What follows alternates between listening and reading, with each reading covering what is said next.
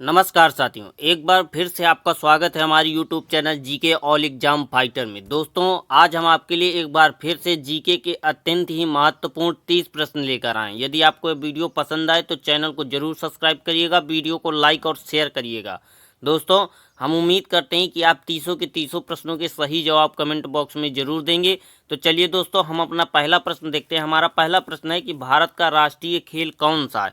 Important प्रश्न है, यह पंजाब पुलिस में पूछा गया प्रश्न है, इसलिए आपको इसका आंसर कमेंट बॉक्स में जरूर देना है कि भारत का राष्ट्रीय खेल कौन सा है। बताइए यदि आपको इसका आंसर मालूम है कमेंट बॉक्स में। फुटबॉल, हॉकी, क्रिकेट या वॉलीबॉल, बताइए।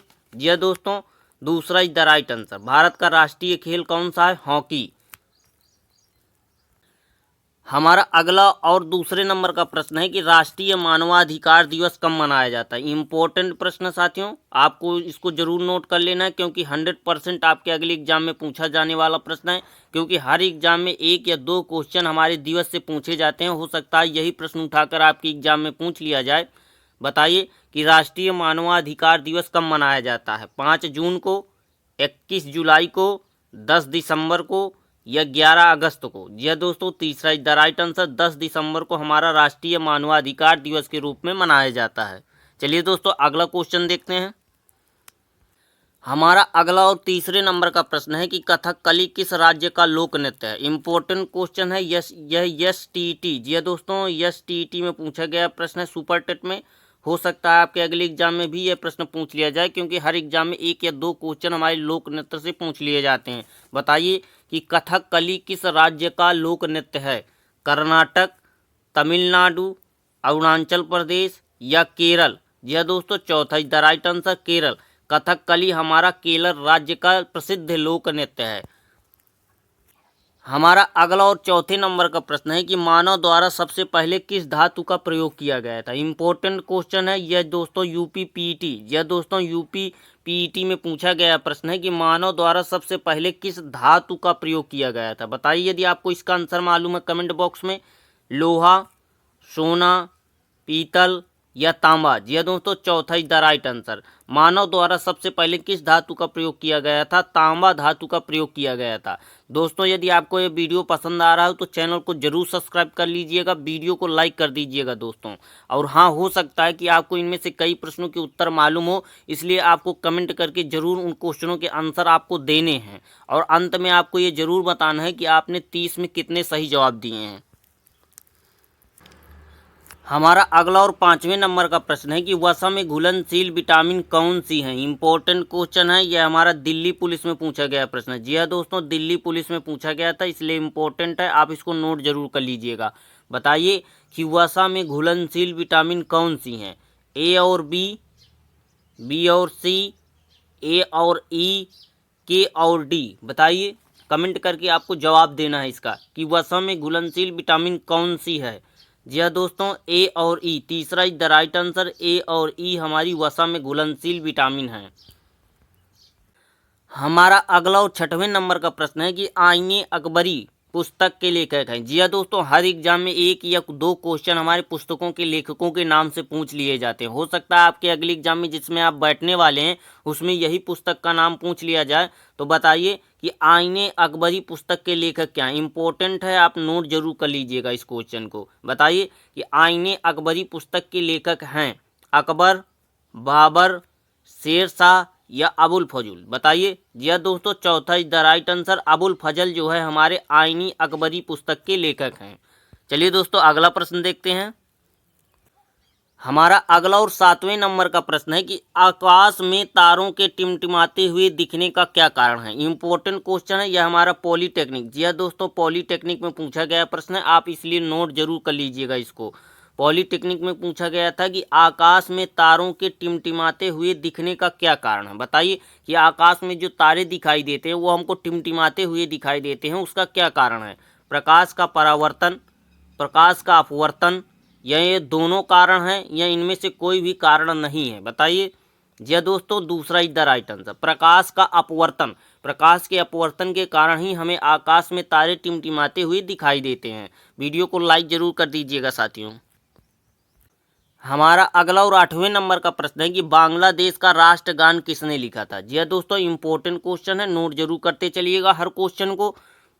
और यदि आपको इसका आंसर मालूम है तो कमेंट बॉक्स में फटाक से करके बताइए कि बांग्लादेश का राष्ट्रगान किसने लिखा था।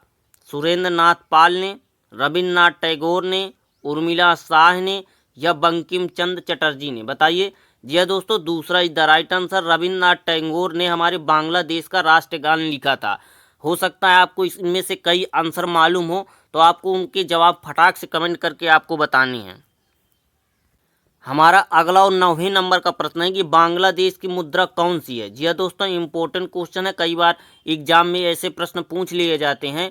बताइए कि बांग्लादेश की मुद्रा कौन सी है। डॉलर, रुपया, यूरो या टाका। जी हाँ दोस्तों, चौथा is the right answer. Bangladesh की मुद्रा है टाका।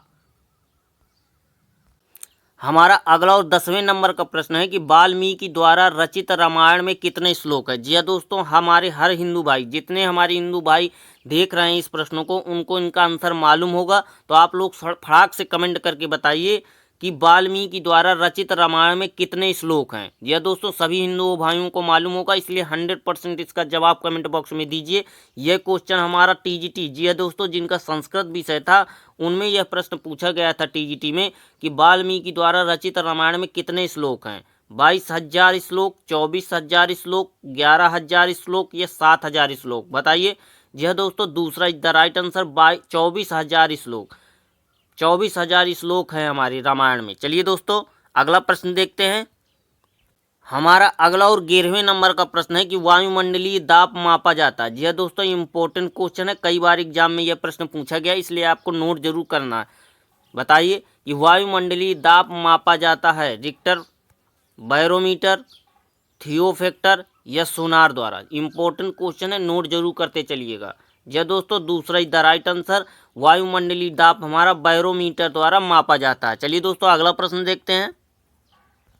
हमारा अगला और 12वें नंबर का प्रश्न है कि इंद्रधनुष में कितने रंग होते हैं। सभी को मालूम होगा, जितने लोग ये हमारा वीडियो देख रहे हैं सभी को ये आंसर मालूम होगा कि इंद्रधनुष में कितने रंग होते हैं। कमेंट करके फटाक से बताइए कि इंद्रधनुष में कितने रंग होते हैं। 5, 11, 7 या 22। जी हाँ दोस्तों, तीसरा इज द राइट आंसर, 7। इंद्रधनुष में हमारे 7 रंग होते हैं। चलिए दोस्तों, अगला प्रश्न देखते हैं। हमारा अगला और 13वें नंबर का प्रश्न है कि हैदराबाद किस नदी के किनारे बसा। इंपॉर्टेंट क्वेश्चन है, 1 या 2 क्वेश्चन ऐसे पूछ लिए जाते हैं हर एग्जाम में।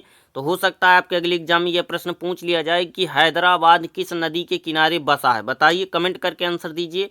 क्षिप्रा, सरयू, गंगा या मूसी नदी के किनारे। बताइए। जी हाँ दोस्तों, चौथा is the right answer. Hyderabad हमारा मूसी नदी के किनारे बसा है। इंपॉर्टेंट है, नोट जरूर कर लीजिएगा। वीडियो पसंद आ रहा हो तो वीडियो को लाइक करिए, चैनल को सब्सक्राइब करिए दोस्तों। हमारा अगला और 14वें नंबर का प्रश्न है कि 1 घंटे में पृथ्वी कितनी देशांतर रेखा घूम जाती है। इंपॉर्टेंट क्वेश्चन है, ज्योग्राफी। जी हाँ दोस्तों, ज्योग्राफी से संबंधित प्रश्न है। यह प्रश्न हमारा वीडियो के एग्जाम में पूछा भी जा चुका है, इसलिए आप इसको पहले नोट कर लीजिए। 100% सभी लोग नोट कर लीजिए और इसका आंसर दीजिए कि 1 घंटे में पृथ्वी कितनी देशांतर रेखा घूम जाती है। वीडियो के एग्जाम में पूछा गया प्रश्न है। 1 अंश, 15 अंश, 22 अंश या 35 अंश। जी हाँ दोस्तों, दूसरा इज द राइट आंसर। पृथ्वी हमारी 1 घंटे में कितनी देशांतर रेखा घूम जाती है। 15 अंश। चलिए दोस्तों, अगला प्रश्न देखते हैं। हमारा अगला और 15वें नंबर का प्रश्न है कि हिंदी भाषा का पहला समाचार पत्र कौन सा। इंपॉर्टेंट क्वेश्चन है, जितने लोगों का हिंदी विषय है उनको यह आंसर मालूम होगा, इसलिए वो लोग कमेंट करके बताएं कि हिंदी भाषा का पहला समाचार पत्र कौन सा है। जी हाँ दोस्तों, यह हमारा टीईटी। जी हाँ दोस्तों, टीईटी में हिंदी के प्रश्न पत्र में यह पूछा गया था, इसलिए आपको इसको नोट जरूर कर लेना है। बताइए कि हिंदी का पहला समाचार पत्र कौन सा है। पंजाब केसरी, उदंत मार्तंड, बुलंद या आज़ाद। जी दोस्तों, दूसरा is the right answer. Udant Martand हमारा हिंदी भाषा का पहला समाचार पत्र है। समाचार पत्र दोस्तों। हमारा अगला और 16वें नंबर का प्रश्न है कि विश्व का सबसे बड़ा महाद्वीप कौन सा। जी हाँ दोस्तों, इंपॉर्टेंट क्वेश्चन है, 100% आपको इसका आंसर मालूम होगा, इसलिए कमेंट करके बताइए कि विश्व का सबसे बड़ा महाद्वीप कौन सा है। यूरोप, ऑस्ट्रेलिया, एशिया या अंटार्कटिका। जी दोस्तों, तीसरा is the right answer. Asia हमारा विश्व का सबसे बड़ा महाद्वीप है। चलिए दोस्तों अगला प्रश्न देखते हैं। हमारा अगला और 17वें नंबर का प्रश्न है कि कबड्डी खेल में खिलाड़ियों की संख्या कितनी होती है। इम्पोर्टेंट क्वेश्चन है। कई लोग कबड्डी खेलते होंगे, उनको यह आंसर मालूम होगा। क्रिकेट तो सभी लोग खेलते हैं, लेकिन कबड्डी कितने भाई लोग हमारे खेलते हैं, कमेंट करके बताएं कि कबड्डी खेल में खिलाड़ियों की संख्या कितनी होती है। यह MPPCS में, जी हाँ दोस्तों, MPPCS में पूछा गया प्रश्न है, इसलिए आप इस प्रश्न की गंभीरता को समझ सकते हैं। 5, 7, 11 या 10। जी हाँ दोस्तों, दूसरा is the right answer. Kabaddi खेल में खिलाड़ियों की संख्या कितनी होती है, 7 होती है। हमारा अगला और 18वें नंबर का प्रश्न है कि विजय घाट किसकी समाधि स्थल है। इंपॉर्टेंट क्वेश्चन है, कई बार एग्जाम में, जी हाँ दोस्तों, मैंने खुद कई ऐसे एग्जाम दिए हैं जिनमें यह प्रश्न मुझको बार बार मिला है, इसलिए आप इसको नोट जरूर कर लीजिएगा ताकि आपके अगले एग्जाम में आए और फटाक से आप करके आएँ।